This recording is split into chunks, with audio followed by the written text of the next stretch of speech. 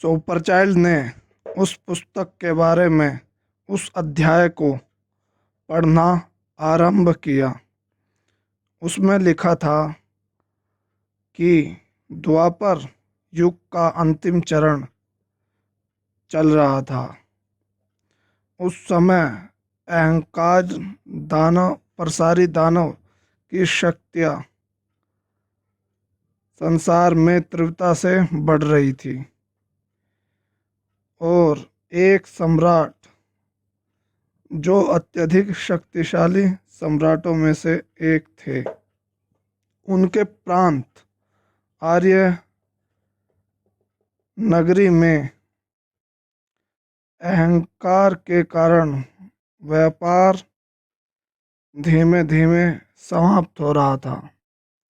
उस प्रांत के सम्राट का नाम अजय था और अजय सम्राट को सूचनाएं अपने गुप्तचरों से प्राप्त हुई कि उनका व्यापार धीमे धीमे कम हो रहा है। सम्राट ने यह सूचना सुनते ही अपने विशिष्ट राजगुरु को राजसभा में आमंत्रित करने का सैनिकों को आदेश दिया। आदेश देते ही सैनिक राजगुरु को राजभवन में लेकर आ गए।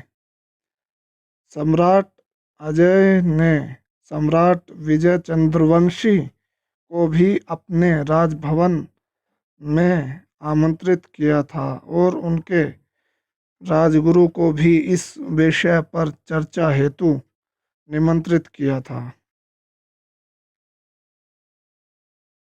और वहाँ पर अन्य प्रांतों के राजा महाराजा भी उपस्थित थे, क्योंकि यह व्यापार की समस्या समस्त भारत में तीव्रता से फैल रही थी।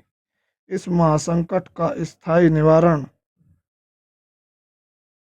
सम्राट अजय के पास ही था। तभी सारे राजगुरुओं ने अपनी दिव्य शक्तियों के माध्यम से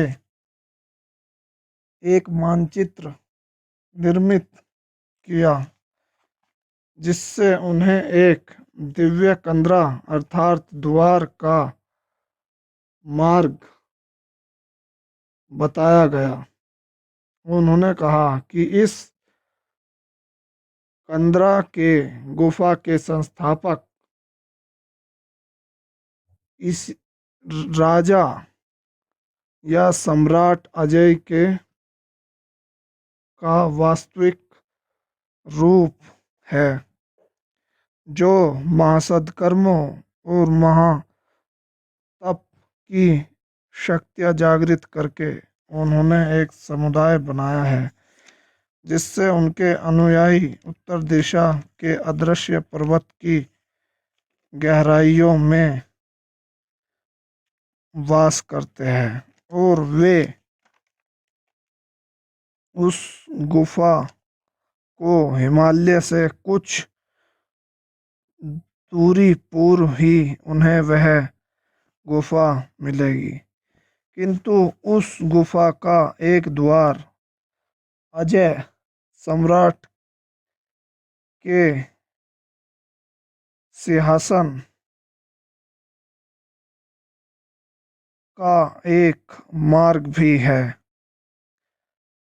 अजय सम्राट महातप उत्तर दिशा के हिमालय पर्वत से कुछ दूरी पर वास्तविक रूप में स्थित है। ये बात तो इस समय सभी को ज्ञात हो चुकी थी, किंतु उस दिव्य रहस्यमयी गुफा तक पहुंचने का मार्ग उनके सिंहासन पर बताए जाने पर सभी राजगुरुओं ने यह मार्ग निकाला कि इस सिंहासन को केवल सम्राट अजय ही